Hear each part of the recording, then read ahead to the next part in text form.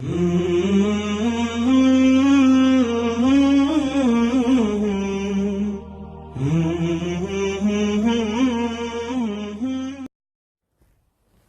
بالله من الشیطان الرجیم. بسم الله الرحمن الرحیم. ان الحمد لله نحمده ونستعینه ونستغفره ونؤمن به ونتوكل عليه ونعوذ بالله من شرور انفسنا ومن سيئات اعمالنا.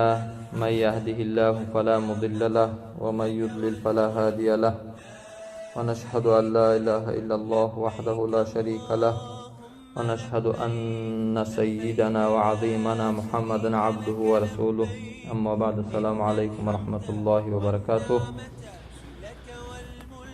امروز خواستیم درباره احکام حج، یکی از فریضه های الهی و یکی از رکن های اساسی اسلام صحبت بکنیم.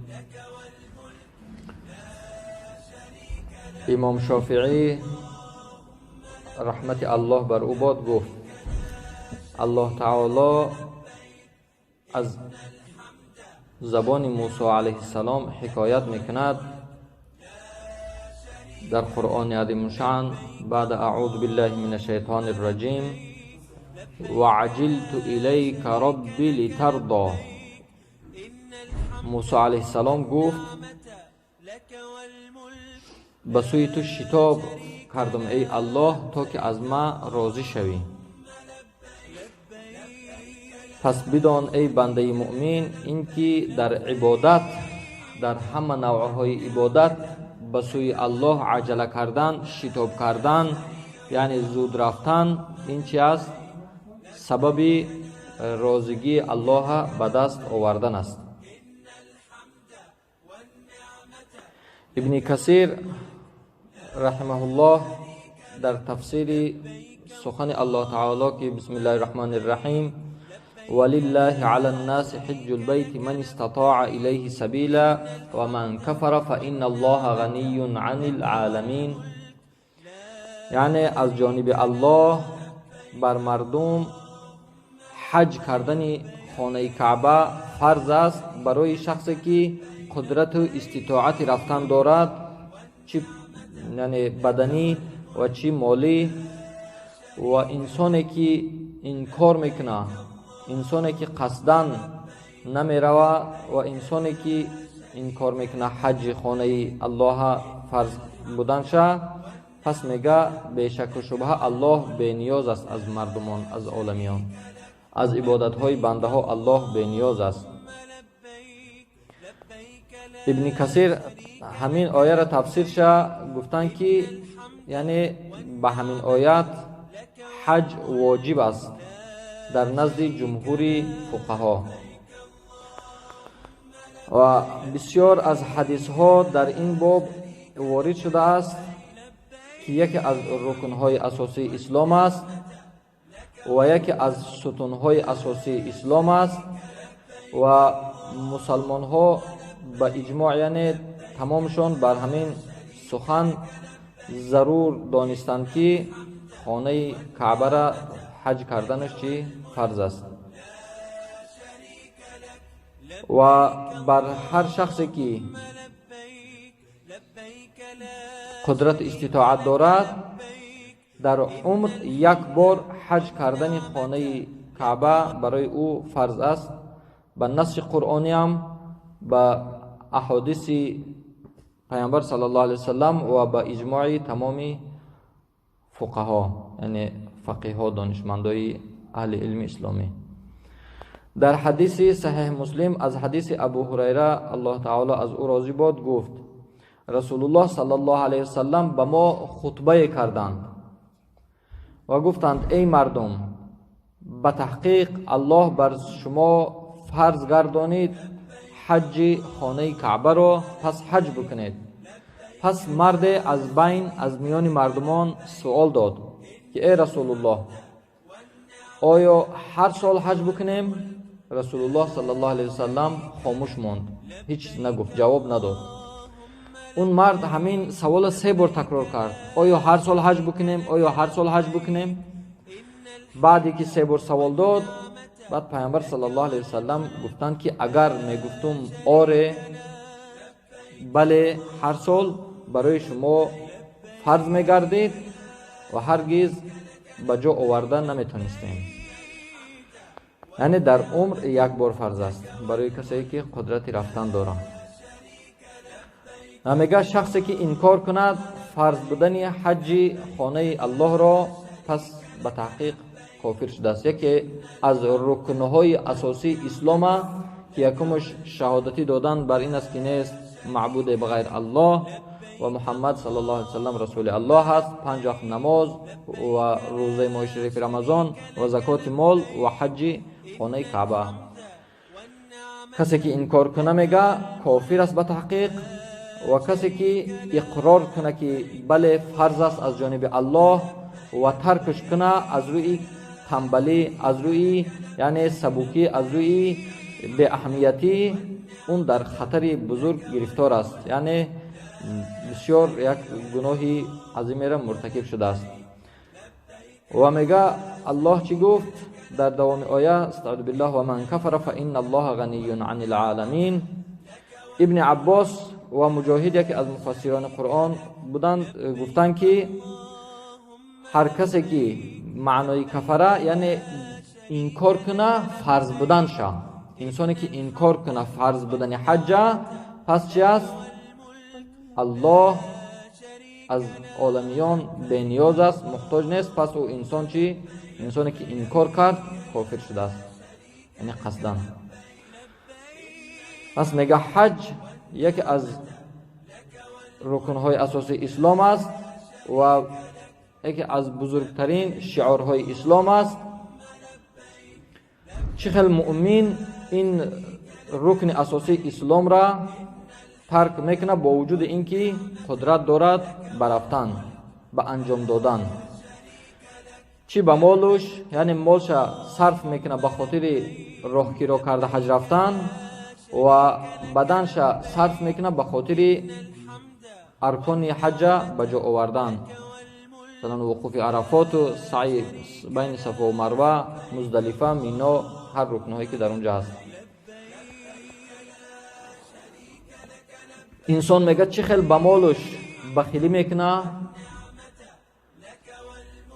به خاطر ادا کردن همین فریضه الهی، حال آنکه در راه خطر، در راه گناه، در راه فسق و فساد، در راه حرام مال بسیار صرف میکنه برای کازینو رفتن و برای رستوران رفتن و برای با زنهای نامحرم یعنی عیش اشرت کردن و برای در مبارات و فوتبال و هر بازیایی که هست پول زیاد شمیمونه در راه حرام صرف میکنه. چه خیلی این فریضه الهی را یعنی نمیروه که بجا بیاره در عمر 1 بار.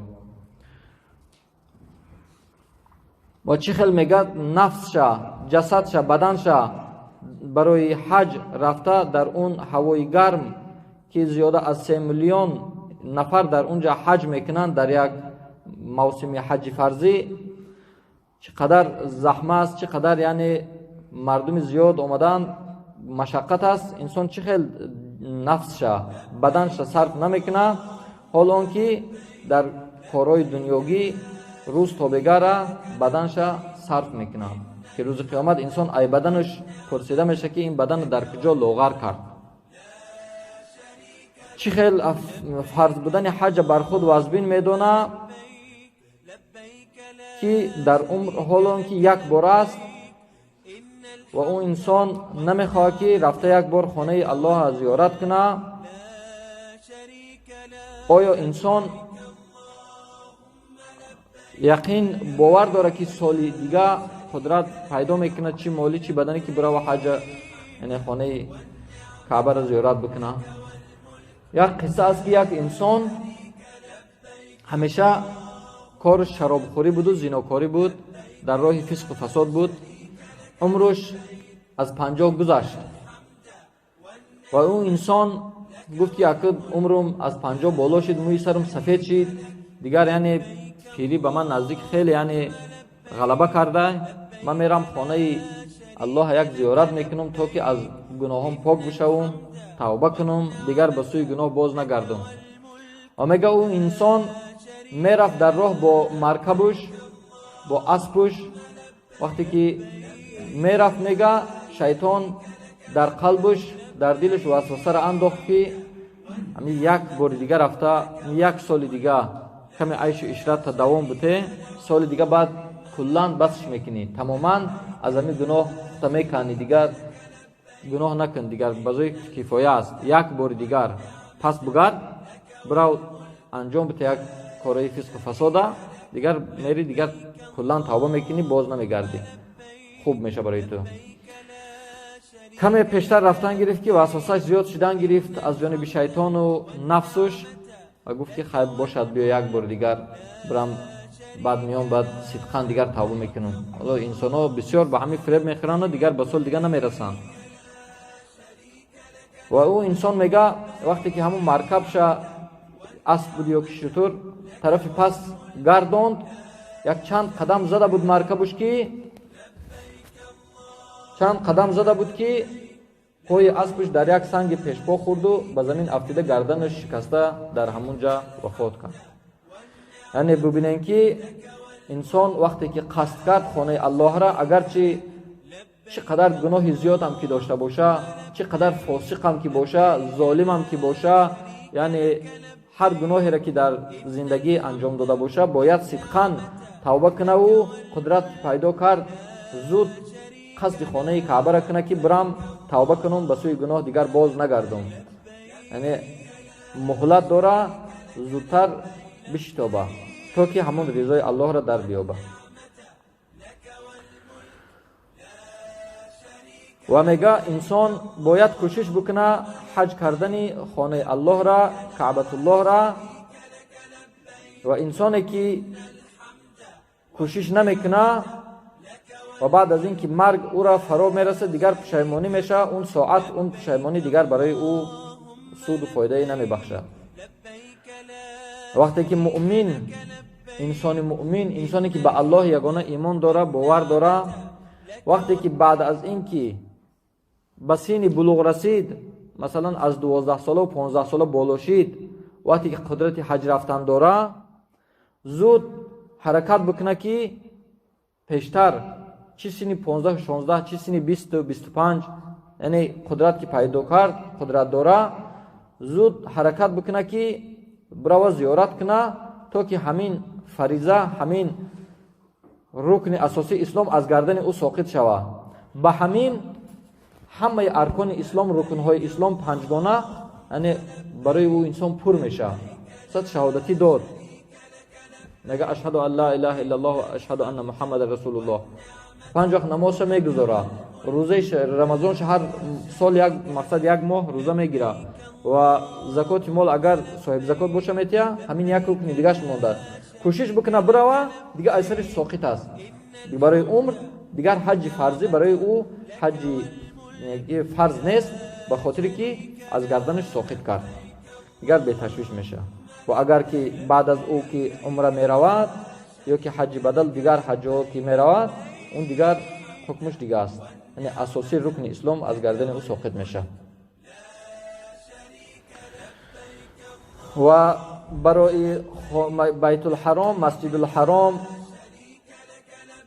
یک الله فضیلت های داده که دیگر جای ها از روی زمین این فضیلت ها را، این بهتری ها را ندارند.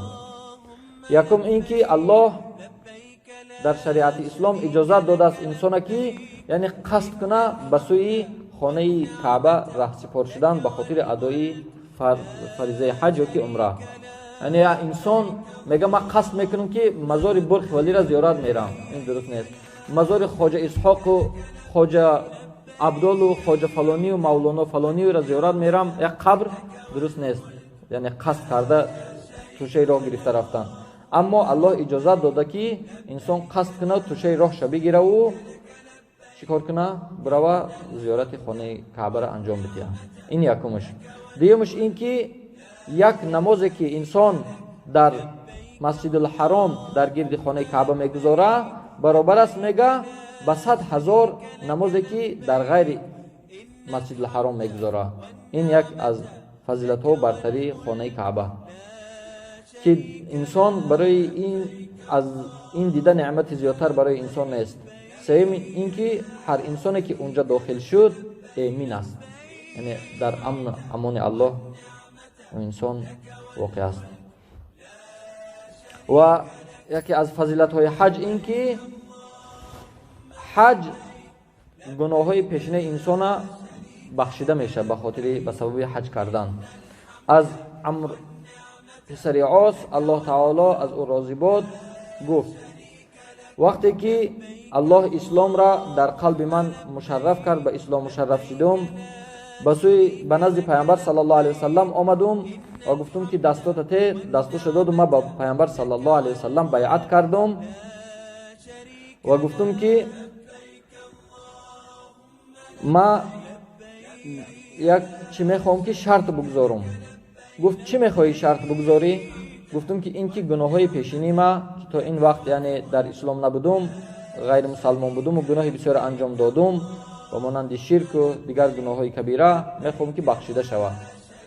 بعد پیامبر صلی الله علیه وسلم گفتن که آیا نمیدونی که اسلام خودش همین دین یهدم ما قبله، الاسلام یهدم ما قبله، اسلام یعنی نست نابود میکنه پیش از اسلام بودگی گناه ها را.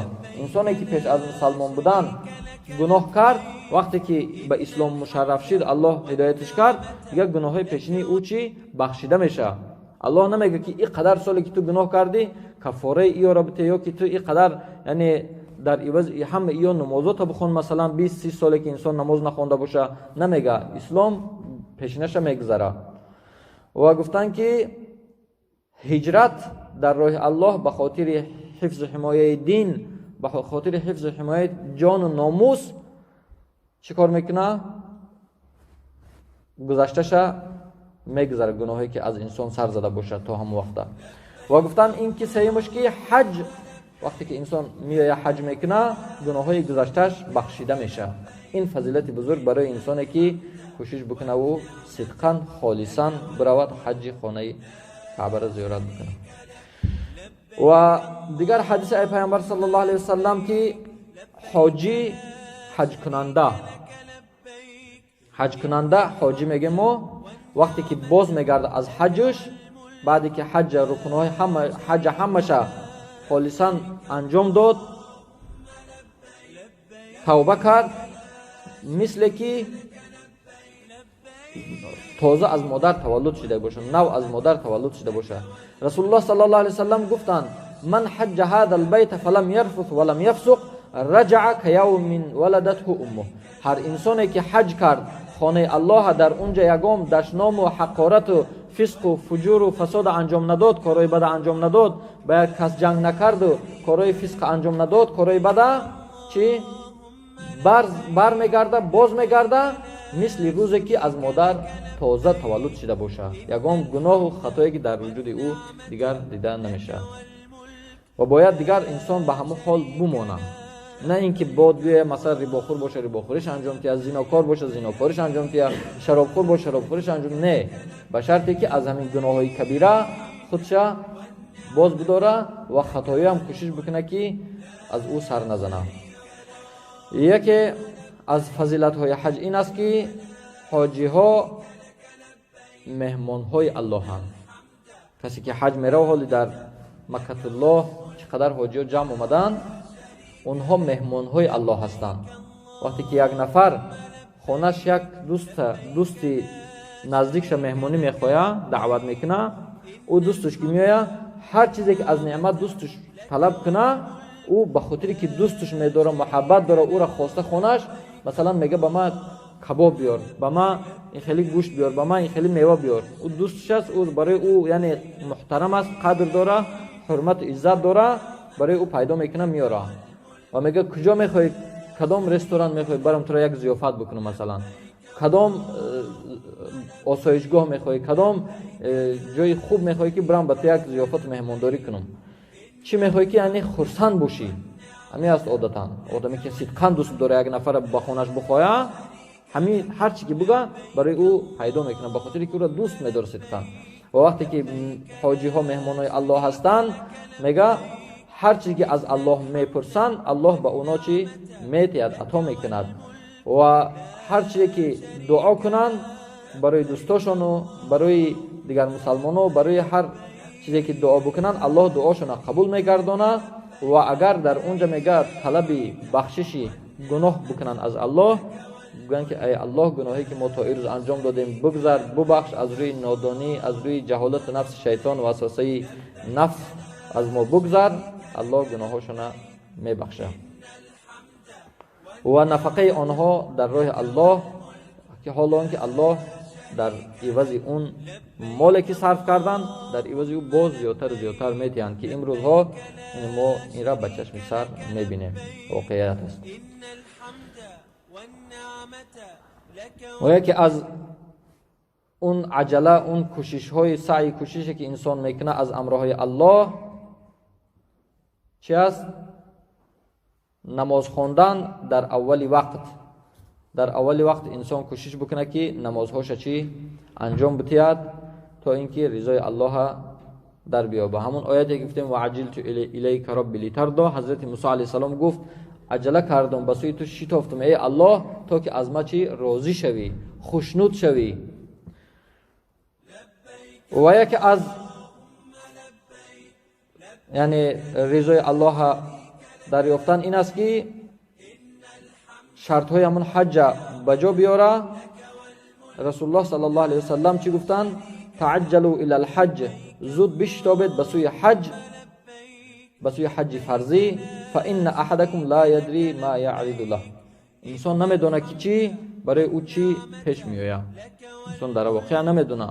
مثلا این سال دوستایی که کوشش کردن برادرها از اینجا و دیگر برادرایی که از دیگر کشورها کوشش کردن رفتن، مادرها خواهرها که رفتن و دوستایی که در نیتشون هست کوشش بکنن از همین روز. یعنی ما خودم همیشه دعا میکنم که الله هر چیز زودتر مرا به زیارت خانه خودت برسون.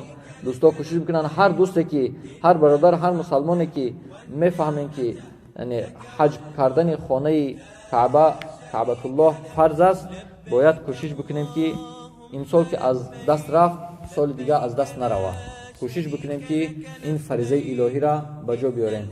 نفرای میگن که اگر پیسه داری، مال داری، پول داری، برای مردم یک پول بساز، یعنی کپروک بساز، یا که یک چاه بکن، یا که یک مسجد، یا که یک مکتب و مدرسه بنا کن، این در عوض حج جای همه را میگیرن. نه، هرگز فرض از گردن انسان ساقط نمیشه. اون نفرایی که فتوا میتین که حج نرو، همون پیسه تا مصرف کن در کارهای خیر، این خطا است. کار خیر جای خودش، انسان همیشه در کار خیر پیشتاز باشه، باید پیشرفت باشه، کوشش بکنه مالش بتیا به قدر امکان.